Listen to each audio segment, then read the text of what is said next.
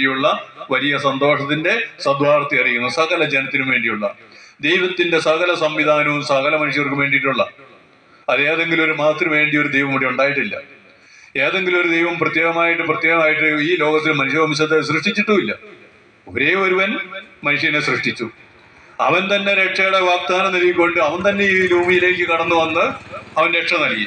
പിന്നെ എവിടെയാണ് വേറൊരു ദൈവം ഉണ്ടാവുക? വേറെ ദൈവമില്ല. ഒരേ ഒരൊറ്റ ദൈവം മാത്രം. അവനാണ് എന്റെയും നിന്റെയും ലോകം മുഴുവനുണ്ട് ഉള്ള സകല മനുഷ്യരുടെയും ദൈവം. ഈ സൃഷ്ടപ്രപഞ്ചത്തിന്റെ അധിപൻ ഒരേ ഒരുവൻ മാത്രമാണ്.